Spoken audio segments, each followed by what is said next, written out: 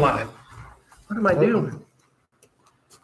I'm not even plugged in and working, but I am live. Hi. I forgot to turn on this thing. All right, so we're going back to Titus tonight. Titus 1. And we're going to look at chapter 1. And we're going to look at verse 1. And that's all we're doing. Because when I began, I saw a nifty outline. Here I've got up on the screen there, which says, Paul, a servant of God and an apostle of Jesus Christ, according to the faith of God's elect and acknowledging of the truth, which is according to godliness.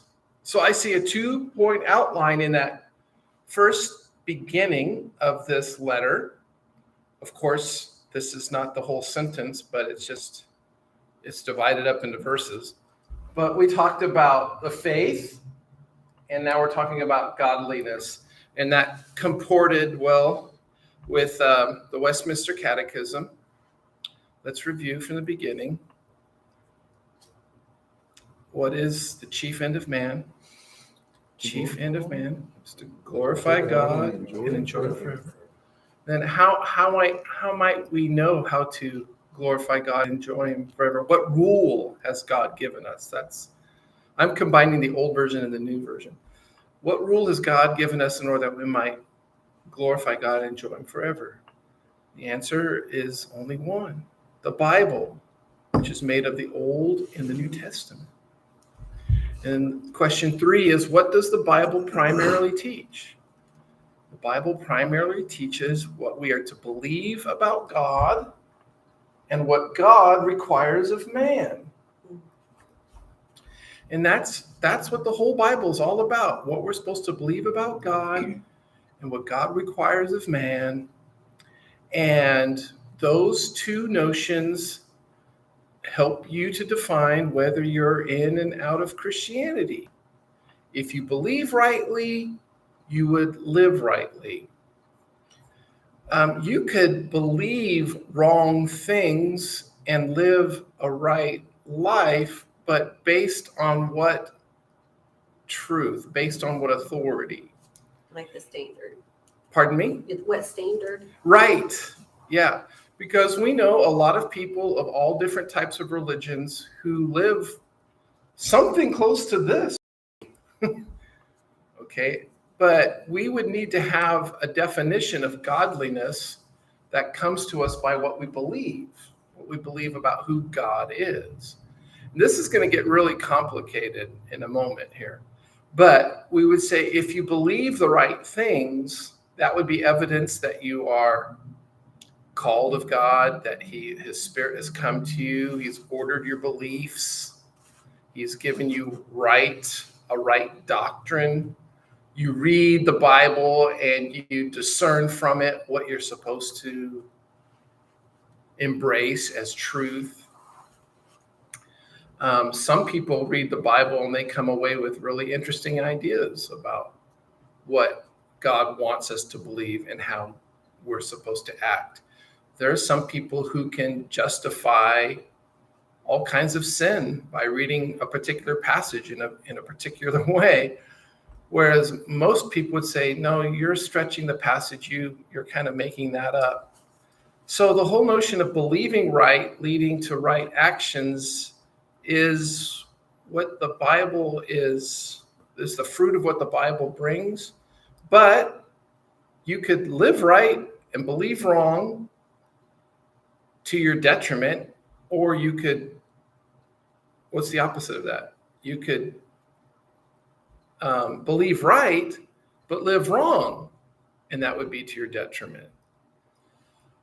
So we're honing in on a word called godliness, and it's only used once in the book of Titus, but it's used in other Pauline writings and other epistles.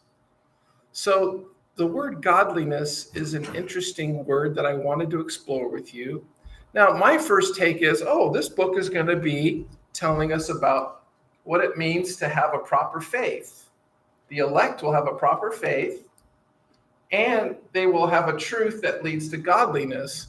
And then he begins to talk about Titus's role at the church, that he's supposed to be there to put elders in place. And then goes to describe the elders and really, really hones in on this aspect of their life. He wants them to be godly people. Their character, their reputation, their relationships are supposed to be exemplary.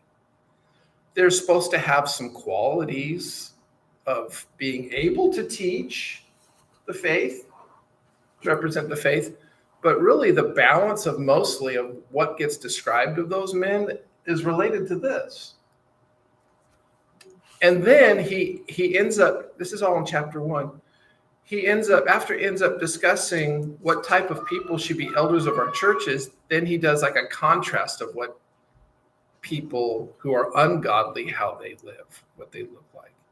And that's pretty easy. It would be a really easy sermon to go through Titus and say, well, let's just look at all the passages that encourage us to be godly and let's be those things. But then I run into a problem. What if I am an elder? And what if I'm able to teach? And what if I am the husband of one wife? And what if my children are well behaved? Does that necessarily equal salvation?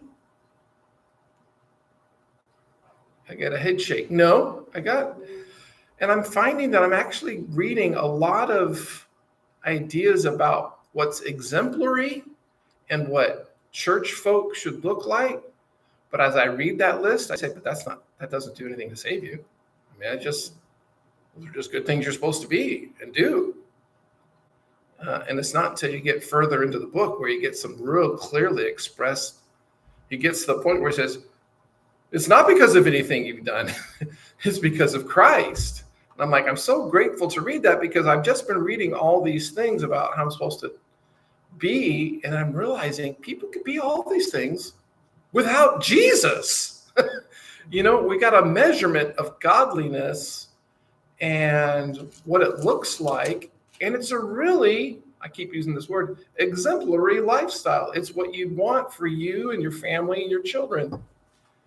But all those things devoid of Jesus and his work of salvation, you're just a really good person in society, but that won't carry you into heaven.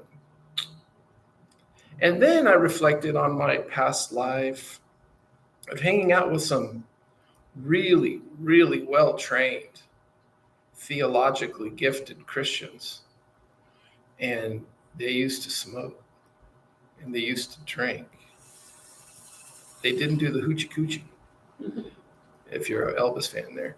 But and they'd hang out and they'd smoke cigars and pipes, and they'd have single malts and bourbon, and once in a while I hear some of these guys cuss. They get mad about something, they'd cuss. And I would ask myself, do I consider this godliness? And do those things disqualify them from salvation? It's just a really interesting way of measuring those two aspects of being rightly convicted about what your theology is and then having a proper demonstration of a life that reflects the holiness of God. So what I kind of wanted to chase down today is this word godliness and show it to you from the Greek and just look at some references and see if I can get your conversation to help me flesh out the importance of godliness. So here you see Paulos doulos, Theo, a servant of God, an apostolos. of Jesus Christ, according to the faith, piston, eklekton, and I guess there was 2 messages already about being elect, and the knowledge, epigenosin, aletheus. Okay, those are all good Greek terms. Let me get to my cursor here. And then it says, which is according to Eusebian. All right. Now, you classic Greek theologians will know that that prefix means good or well. You put that before a word and you're getting something good. And the classic word I always come back to is the word Eugene. Eugene means good birth, noble birth, well birth. Eugenics would be trying to only bring about good genes through people. Eugenics is a little scary. But here is Sebus. And that word, and I have a page for it, Eusebia. I typed it in English letters, and guess who pops up first? Mr. Wikipedia. And this is our English letters, but they know I'm asking about a Greek word. Does Wikipedia pay to be like the top listed? How come they're always the top listed website when you search things out? So once again, Want to generate off hits? How many people are looking for this word? Just type that in the search engine all by itself, and there, boom, Wikipedia. And what kind of dictionary, online dictionary, has a whole page dedicated just to a single word? This is a fascinating, amazing website, although I know that people get in there and they monkey with it, and they make people look bad, especially like the pages for famous people. Those things, I think, are just getting attacked all the time. Mm-hmm. So it says here that this is Greek, and they think it means to be, they've got that prefix again, ou meaning well, and sebus meaning reverence. Someone who's good and goodly reverent. And it's a Greek word that comes out of Greek philosophy, right there, and as well as the New Testament. So here we're getting a word in ancient Greece that gets called upon a lot. And you think about ancient Greek culture, and they're famously known for a type of, well, a warlike people and sort of like a party-like people. I mean, who else do we name our sororities and our frat houses after but the Greeks? And they're party people. And we know there was a lot of illicit lifestyles among the Greek, but yet there was still another part of their society that really cared about what life should be about. And they started dividing up into the camps, and they're even referenced here, the Stoics and the Epicureans. People had different approaches to life. But when they sat back and they philosophically took on the notions of life, they thought there was a good life, and they could determine that a life unregulated would become trouble and wasn't helpful and good.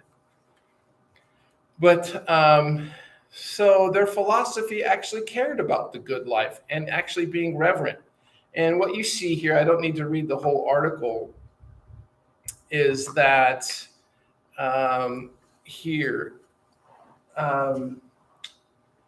the opposite of Eusebia is Asebia, which was considered a crime in Athens. They wanted their people to be governed by a type of behavior that, created peace. If you just lived without any boundaries, people would start having problems with one another. So live in a dignified, respectable way that would reflect our mythology of the gods possessing these character qualities, and we should reflect them. Of Of course, this is a female word. It's a feminine word, and they have a feminine god named after this. In fact, I also saw on the website that if you type in Eusebia, you get all these baby name websites that come up. I've not met any girl named Eusebia, but evidently she had a husband named Nomos, and they had a daughter named DK. DK is the root word for righteousness, justice. Dikaiosune means to be justified. I mean, this is a huge notion in Christianity, especially in Reformed theology. Justification is everything rests on that. But here we've got the Greeks who've got little characters playing out these roles, in their mythology. But what was interesting is that the people, the Greek culture wanted people to participate in their festivals and prayers and sacrifices and public devotions. And this is where the Christians got into trouble. The Christians were considered asebia because they didn't want to participate in the pagan festivals and prayers and sacrifices. So the Christians were thought of as being atheists because they weren't joining in and doing what good citizens are supposed to do. And the Christians would say, well, no, that's violating my commitment to the true Lord. You guys are worshiping your little gods. They're not gods at all. The true God is Jesus Christ. And I'm all for living a reverent life, but my reverence is not going to comply with your festivals and prayers. And of course, there's another line here about showing proper respect to elders, masters, and rulers. You were seen in that society as being rightly reverent if you honored the rulers. Well, the Christians again would say, he's really not my ruler. God is my ruler. Jesus is my king. And I only show reverence to him. Then we get problems in societies. Of course, this is after the Greeks now. This is in the Greco-Roman world that we're talking about. So it's a very classically used word in both arenas. And we're going to look at some of its usage. But of course, I go to and I didn't make this super clear when I preached about this the other day. There's a Greek Old Testament called the Septuagint, written before Jesus was born, was incarnate. It's better to say it that way. And all the Jewish people read that and understood that as their Bible. That's the only language that they understood apart from the Aramaic that they were probably speaking on the street. So you look up the word Eusebia, and it shows up in the Greek Old Testament. Now, here's another interesting thing. The Greek Old Testament also has the Apocrypha in it. Do we know what the Apocrypha is? These are all these other historic books considered intertestamental between the time of where we would say the 400 years of silence. There were other writings that were adopted by the Jewish people, not necessarily recognized as scripture, but recognized as being important to their history and identity. So the Roman Catholics, I don't know if they have all the Apocrypha in their Bibles, but there's a book called First Esdras. Can't tell you the history of it. There is a book called Judith. Can't tell you the history of it. They've got a book of Second, Third, and Fourth Maccabees. We know about the Maccabees. These were the guys who fought against the Greeks. These were the guys who initiated Hanukkah as a new festival on the Jewish calendar. These were the people who actually gave birth to the Pharisees, who wanted to maintain righteousness because they didn't want to be taken over anymore. So there's another book called Sirach. I don't think I've ever read it. So there's at least 70 references to this word, but all in those apocryphal works. Now, it shows up in other works like Isaiah 11:2. which says, "And the Spirit of the Lord shall rest upon him, the Spirit of wisdom and understanding." We know this verse. "The Spirit of counsel and might, the Spirit of knowledge and of the fear of the Lord." That line, fear of the Lord, gets translated by those Greek theologians, sebia. They will be reverent. So that word gets used in a text, but not in the Hebrew. It's in the Greek translation of the Hebrew. But it's a word they leaned upon to designate what type of person God would raise up to possess all of these sevenfold spiritual identifiers. Oh, here's another apocryphal book. Susanna. I've heard of that one. And then there's one I always liked. Bell and the Dragon. That's another apocryphal work. I don't know anything about it. But I just always have remembered it. Okay, so now we go to this Greek word that's on the screen here, Eusebian. It's what we see here in this Interlinear Bible Hub website are all the different uses of this word and how many times it occurs. And what we're seeing on this side are the different references to this word. And I'm only digging into this because it's used in the first sentence. Paul decides to call upon this word as a way he would wish for people in the church to act in society. And he calls on a super popular Greek word that they all understood what it meant. It meant to be pious, reverent, honorable. But does that necessarily make you Christian?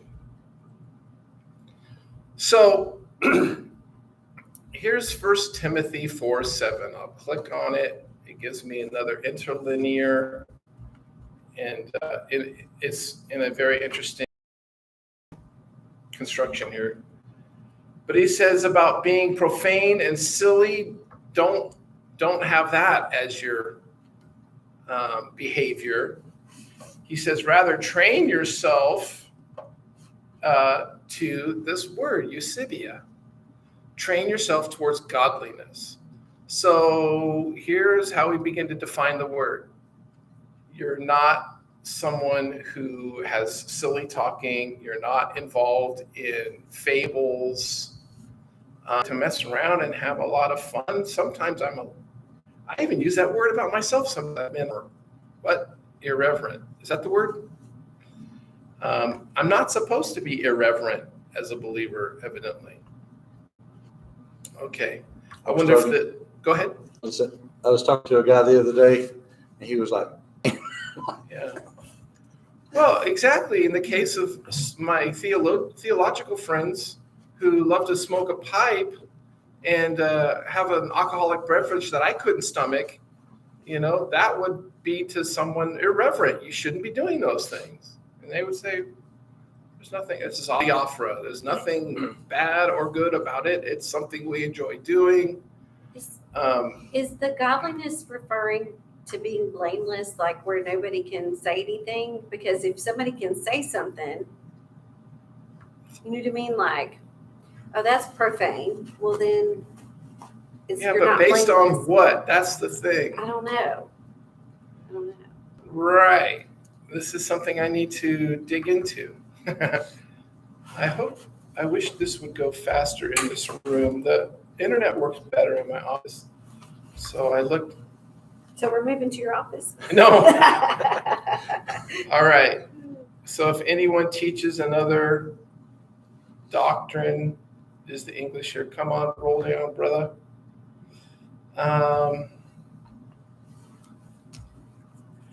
And then there was the word again. Holiness. So the teaching and the personal demonstration of your life, you're supposed to have some weight to it. There's something that has to have some reverence to it. Whenever I think about what church is supposed to be like, it's not going to like it. Like that's a word that I was trained on as a kid, was that Sunday morning, the Lord's Day should be a day of reverence. You don't do everything that you normally do because those things are passing and those things are worldly. Do something that indicates that you recognize God as the God of the world and that you belong to him, and you're going to mark yourself out with a physical demonstration of being different on this day. Now, not hypocritical, because you should be pious and reverent all the time, but understanding what it means to be godly. But the word godly here is not leaning on theos. This is leaning on a Greek conception about being pious and reverent. This, I don't know if you're catching my little frustration here. I'd rather have him say, be Christ-like. Or be holy as he is holy. Yes, something a little bit more than a Greek loan word that talks about being a respectable citizen in society. Although I wish everyone was a respectable citizen and had showed a little reverence towards the flag and, people's property and children and absolutely elderly, and all the things that we're getting upset about today that are happening in our society is irreverent. But I don't look to any of those things and see salvation connected to it. Do you see where I'm going with all this? Let me get to a good verse now, see, here's one that uses godliness in a negative way. It uses it in a way that I am more prone to say, yeah, this is the verse that needs to be in the Bible. All these people thinking they're pious and reverent and not connected to the righteousness of Christ, that scares me. Although I sure like people acting reverent, peaceful, supportive of their neighbors. What's the confusion there? When we get a religion that's just is just Christianese and not Jesus Christ. Okay, here it goes. Something about there's constant frictions that are corrupting people's minds and people that are destitute of the truth. And they think that there's a means of gain by being godly. So here's some people who know how to put on a performance of how to act reverent, but it's sort of a game to them, and they're working an angle for another purpose. Like sometimes, we got summer camp coming up. I've been at a lot of summer camps, and I've been with a lot of youth. And there's some kids who are actually so well behaved to like almost to a fault, but you kind of know that behind all of that veneer, there's trouble coming. Do their own thing, trouble. So, was it Leave It to Beaver and the different respectful around the adults? Oh, what's that guy? Eddie? Is it right? Eddie? Eddie Haskell? Is that who you're talking about? I think so. Like very respectful to the parents, but then like it was a troublemaker. Okay. Well, so basically what I'm introducing to you tonight is a concept that I'm not settled on and needing some direction. Paul's asking for us to be godly. Yes, how is that godliness measured? Well, usually you can see by how a man runs his household, and you can see that he's got a good reputation in the community. But I do this but I would never say you're saved because you did those things. I guess when I've looked at it, I was just thinking that these people are people that people are not going to find fault with easily. So they're going to be more subject to listening to them or being under maybe the leadership if they're not the type of people that people kind of look down on. Well, his kids are irreverent. They don't whatever. Or, You know what I mean? Like just where they're more respected in the community so then others can listen to them more easily. Mm-hmm. I don't know if that's the right perspective. That's kind of a good word. How do you admonish someone to live in a particular way because of the truths of the gospel would dictate that we would act those ways, but then we wouldn't say, what am I trying to say? You don't say, well, you're doing all the good things so that you're a Christian now. This is what your lifestyle indicates that you're a good person now.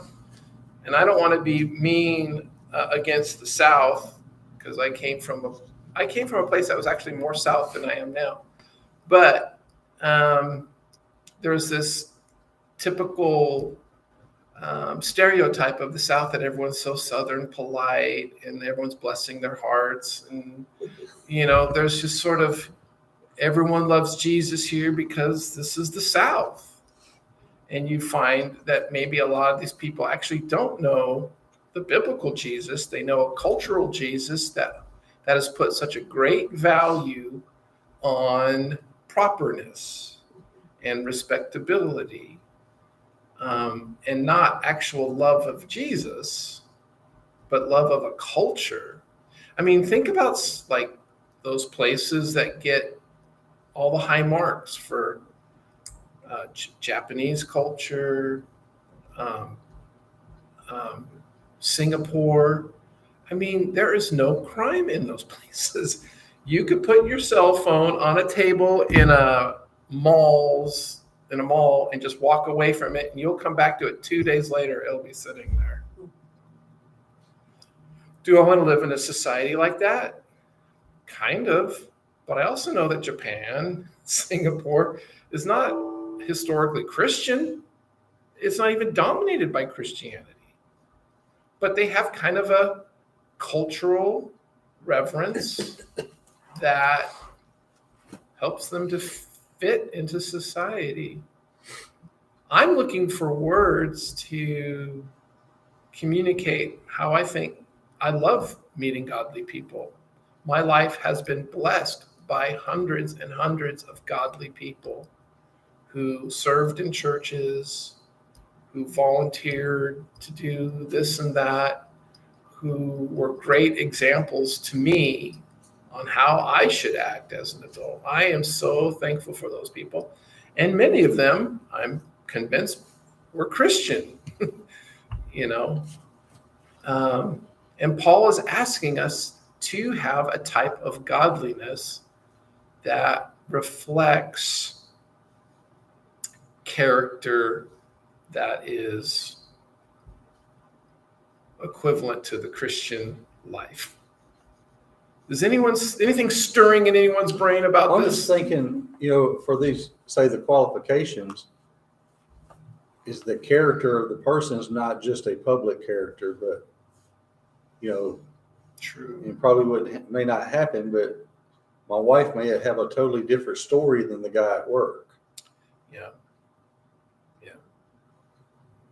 Or where if it's true, say, the qualification of godliness, the alignment of the two stories about me would be more in line with each other. Mm-hmm. So you're saying if you ever, well, you're already an officer of the church. You're saying we should have interviewed your children about Probably not. about your sincerity and. All right, the word does show up again in Titus 2:12. It's just not in this form, and it says here. Let me get to the context. For the grace of God has appeared, bringing salvation for all people. That would be nice to look at. Training us to renounce ungodliness and worldly passions, and to live self-controlled, upright, and godly lives in the present age. All right, so when I look at the first use of ungodliness in Titus 2, That's the Sebia word. And then it talks about being godly in this present age. It's the Sebia verse word. It's not theos. It says like we want people to renounce irreverence. Why is this word getting connected to the name God? That's what I'm wondering. Do you think that it's like in my mind, godliness is not the equivalent of, I guess, what we've discussed, just being reverent. Yeah. That it's like that's maybe a part of it, but godliness is more encompassing. So do you think this is poorly translated to mean godliness? Is that a poor translation? You know what I mean? Like, well, let me give you the Young's literal translation. Teaching us that denying the impiety and the worldly desires soberly and righteously and piously we may live in the present age. So the Young's literal avoids the God word altogether and gives it more of its Greek understanding. So I imagine, so I'm getting some thoughts about Titus trying to establish a church in society. And let me ask you this, is this a competition? The Christians against the pious Greeks, the pious Romans? Are we supposed to out-pious them? Certainly if we're going to be not worldly and we're going to have some reverence in our life, it's going to have to look somewhat different than what they say is reverent and pious, because they are kind of worldly, those people. I'm just being a little. In questioning this word, I pulled up 2 Timothy 3. So it's kind of weird, but understand this, that in the last days there will come times of difficulty. This is EVS. For people will be lovers of self, lovers of money, proud, arrogant, abusive, disobedient to their parents, ungrateful, unholy, heartless, unappeasable, slanderous, without self-control, brutal, not loving good, treacherous, reckless, swollen with conceit, lovers of pleasure rather than lovers of God, having an appearance of godliness. What kind of godliness was that list? Sounds like it. I mean, all of that discussion of their character did not sound godly to me. And is that from the same word? I don't know. What is it? What is it? 2 Timothy 3. Verse 4. This computer's fast because I'm not using the internet. Steve sent this, which is after godliness. The gospel is a doctrine according to godliness. The truths of it have an influence both on internal and external godliness. So Steve wrote us a message? He sent it's a clip of Gill's commentary. Oh. They direct to and promote the worship and fear of God and a religious, righteous, sober, and godly life and conversation. He just wrote you. Well, he sent it to me and you in a text. Oh, okay. I thought I felt my phone making funny, fuzzy things. I'm not looking at that. But Tim will. You said 2 Timothy 3:4. Yes. Is that where you began, or where did you? No, that's where the word godliness. What? That's where the word godliness was in 3:4. No. I'm sorry, 5. Thank you. Yeah, it's Eusebius again. So then it's not meaning what the appearance of godliness, and then the Young's literal says having a form of piety. So I don't know. I guess one day I'll have to translate my own Bible, and I just get confused with saying that someone's behavior is godly, but those things are reflective of Christian character.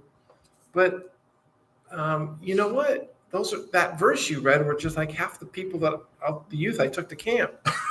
They could act godly, It was time to sing and it was time to memorize a Bible verse, but it was just a form of godliness.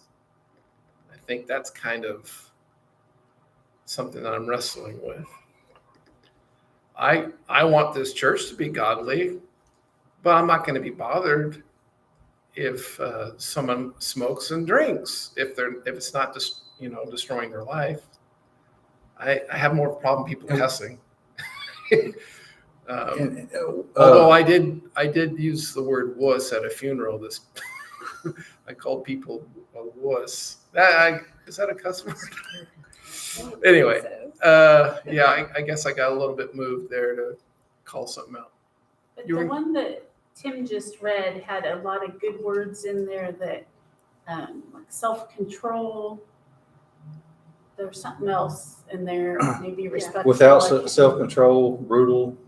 Yeah, but I was gonna. So you were using the flip side of it, but I was just thinking of the godliness, kind of from again, not by works of righteousness, which we have done. Not that it would earn you salvation, but that there is a kind of a persona or a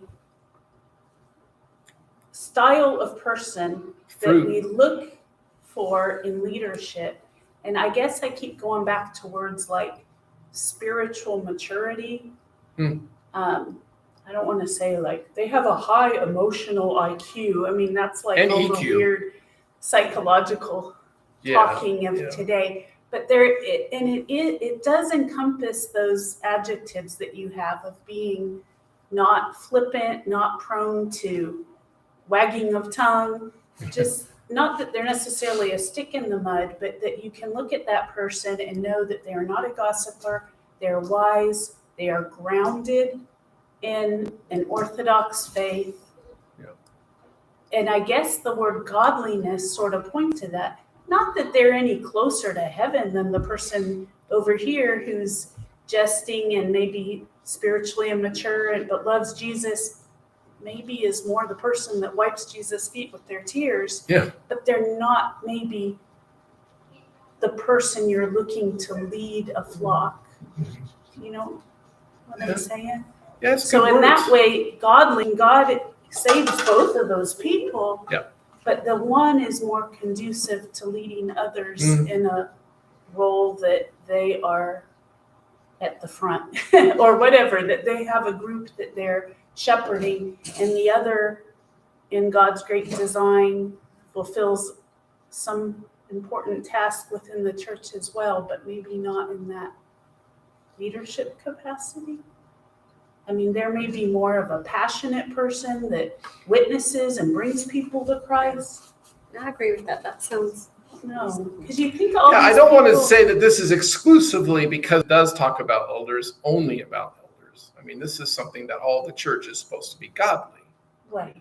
Or if you want to be consistent with the word, the church should be pious. Yeah. But people don't like that word. They don't like people being prudish.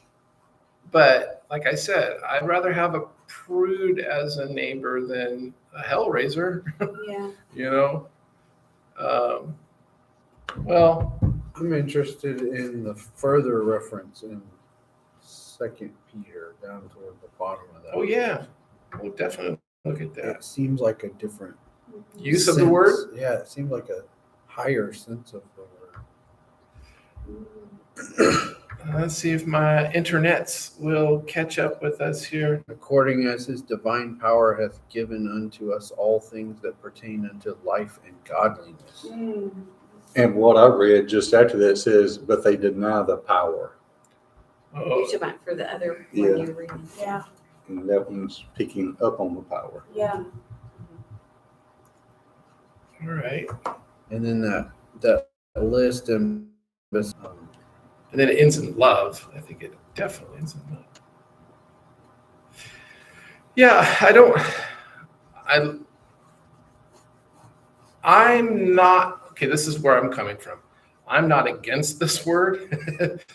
I just don't want it to be a substitute to say, okay, because you lived a pious life, that means you're a Christian.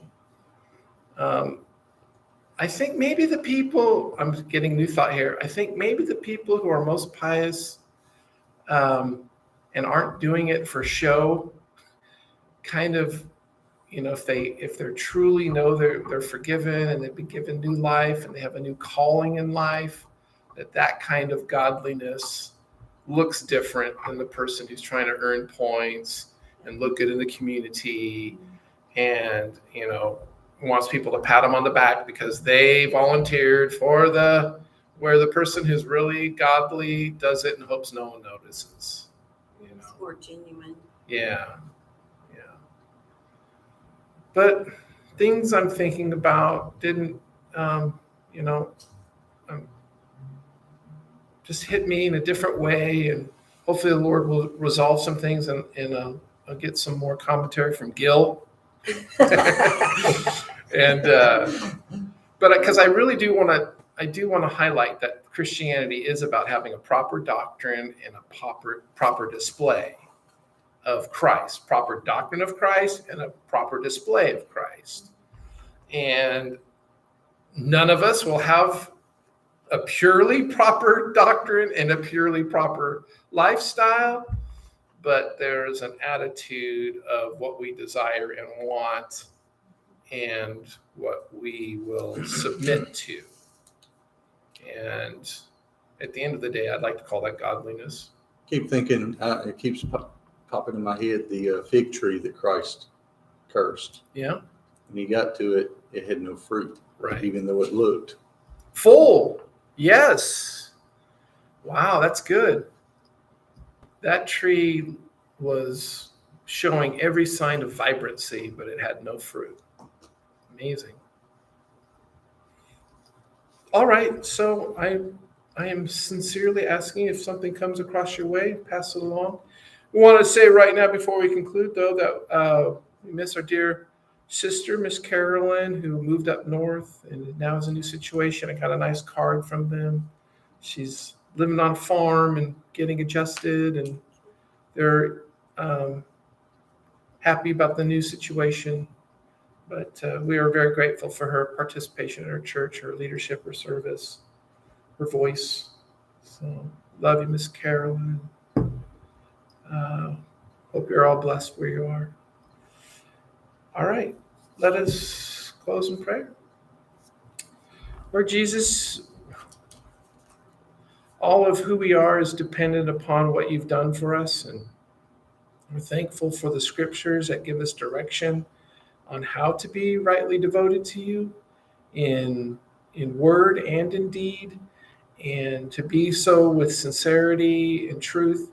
And we pray that as we look at a text that teaches the church how to live in a society that is ungodly and worldly, that we would display the true marks of a Christian church, consistent with your word and our love of Jesus, in whose name we pray.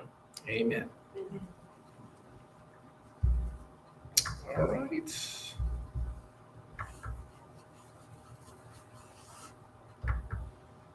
This is the